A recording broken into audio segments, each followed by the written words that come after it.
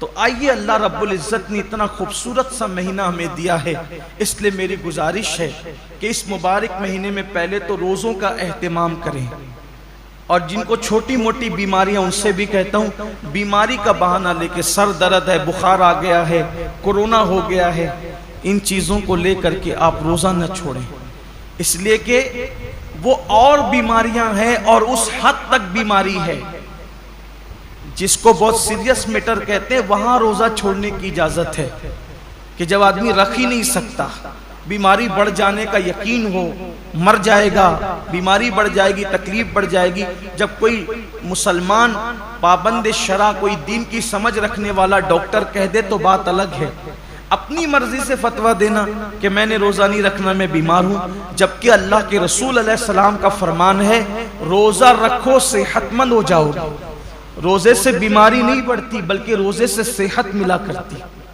جب اللہ کے رسول نے کہہ دیا جو طبیبوں کے طبیب ہے، جو حکیموں کے حکیم ہے، جو صرف جسم کے حکیم نہیں بلکہ روحانیت کے بھی حکیم و طبیب ہے، تو جب اس رسول نے فرما دیا روزہ رکھو صحت مند ہو جاؤ گے، تو پھر صحت ملنا ہی ملنا ہے، اس لیے بہانہ نہ کرو۔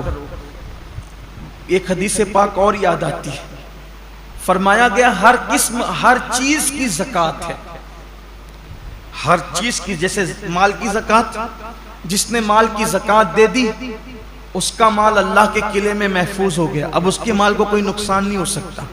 ایسے ہی جان کی بھی زکوٰۃ ہے، جسم کی بھی زکوٰۃ ہے، تو جان کی زکوٰۃ کیا ہے؟ میرے آقا علیہ السلام فرماتے ہیں روزہ یہ تمہاری جان کی زکوٰۃ ہے، تمہارے جسم کی زکوٰۃ، مطلب جو لوگ روزہ رکھ لیتے ہیں اب ان کی جان بھی اللہ محفوظ کر لیتا ہے، وہ مہلک بیماریوں سے، موذی بیماریوں سے محفوظ ہو جاتے ہیں۔ آپ دیکھیے اللہ کے اولیاء، آج جتنی کثرت سے بیماریاں ہیں پہلے نہیں تھی، اور جو بیماریاں آج ہیں وہ پہلے نہیں تھی، کیوں؟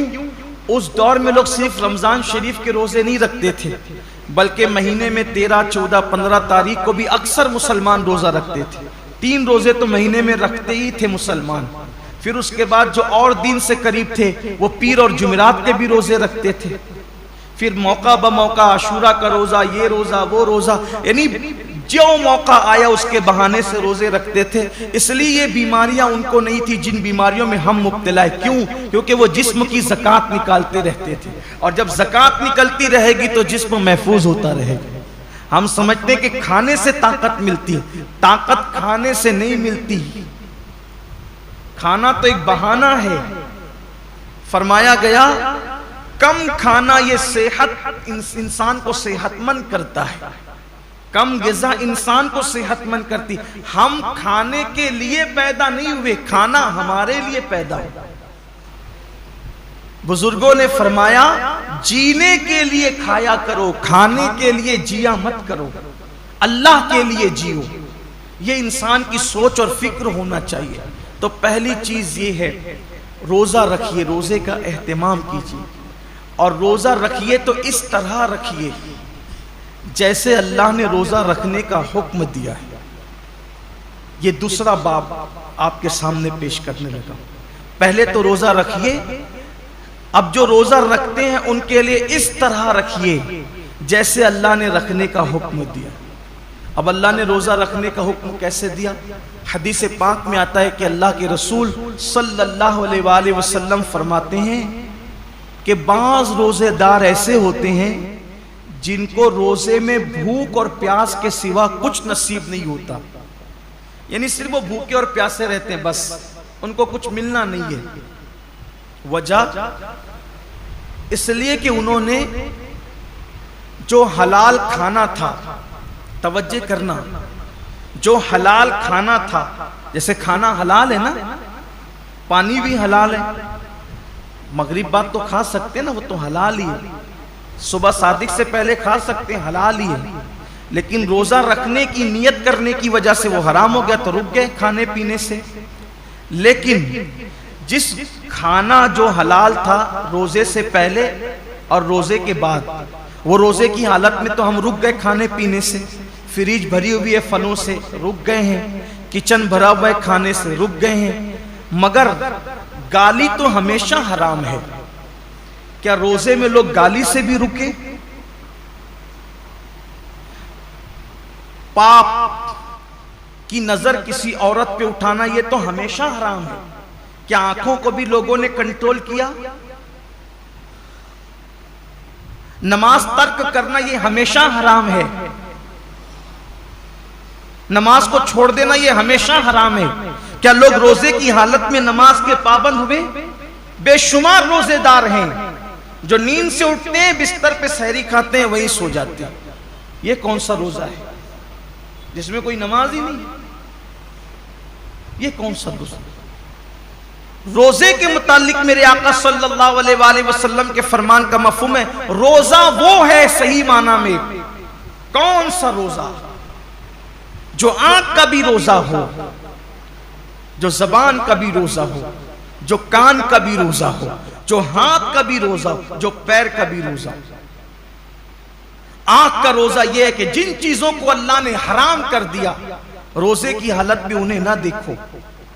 یا تو روزے میں لوگ گیم کھیلتے بیٹھے ہوئے، دیکھ لیجئے ٹائم پاس کر رہے ہیں. کیوں بھائی گیم کھیلتے ہو؟ تسبیح کیوں نہیں پڑھ سکتے؟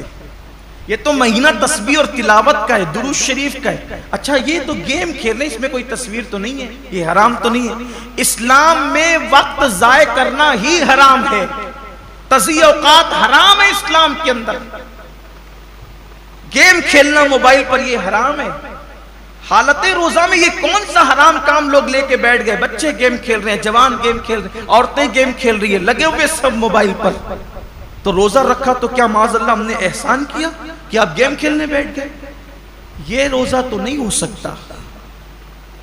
کچھ لوگ سیریل دیکھتے ہیں روزے کی حالت میں، بلکہ یہ روحانی تربیت کا مہینہ ہے کہ جب آنکھوں سے پاپ نہیں ہوگا، کانوں سے ناجائز حرام چیزیں نہیں سنیں گے، ہاتھ سے کسی پہ ظلم نہیں کریں گے، زبان سے کسی کو گالی نہیں دیں گے، جھوٹ نہیں بولیں گے، غیبت نہیں کریں گے، پیر سے حرام جگہ چل کر نہیں جائیں گے، تو ایک مہینے کے اندر یہ روحانی تربیت ہوگی. تو جب رمضان شریف تو چلا جائے گا لیکن یہ نیک عادتیں انسان میں باقی رہ جائے گی. اس طریقے سے انسان کی زندگی بدل جائے گی.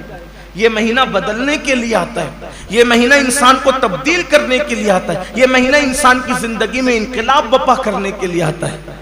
اب زبان جھوٹ بول ہی رہی ہے. کچھ لوگوں کا تو روزہ اس وقت تک مکمل ہی نہیں ہوتا جب تک وہ دو چار لوگوں سے جھگڑا نہ کریں.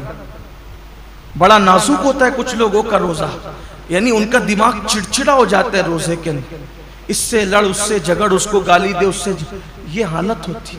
روزہ یہ نہیں. اللہ کے رسول علیہ السلام فرماتے ہیں اگر کوئی روزے کی حالت میں تم سے جھگڑا کرے تو اس کو کہہ دو کہ بھئی میں روزے سے، میں اپنا روزہ خراب نہیں کرنا چاہتا. روزے میں جھگڑا نہیں ہونا چاہیے، روزہ نہیں ہے. اب آپ کے سامنے بتاؤں، ایسا روزہ رکھو کہ کھانے پینے کے ساتھ آنکھ پہ بھی کنٹرول ہو، زبان پہ بھی کنٹرول ہو، ہاتھ پہ بھی کنٹرول ہو، پیر پہ بھی کنٹرول ہو، سوچ پر بھی کنٹرول ہو. اب ایسے روزے کا صلہ کیا ہے؟ تو اللہ خود فرماتا ہے روزہ میرے لیے ہے اور میں ہی اس کی جزا ہوں. یعنی ہر نیکی اور ہر نیک عمل کی جزا جنت ہو سکتی ہے، لیکن روزہ تنہا وہ عبادت ہے کہ آپ نے جس کا حق ادا کیا اس کا صلہ جنت نہیں بلکہ مالک جنت ہے. سوچے تو صحیح روزہ کیا چیز ہے. مالک جنت کیسے صلہ ہے؟ مطلب یہ کہ اللہ روزے داروں کو اپنا دیدار نصیب فرمائے. روزے دار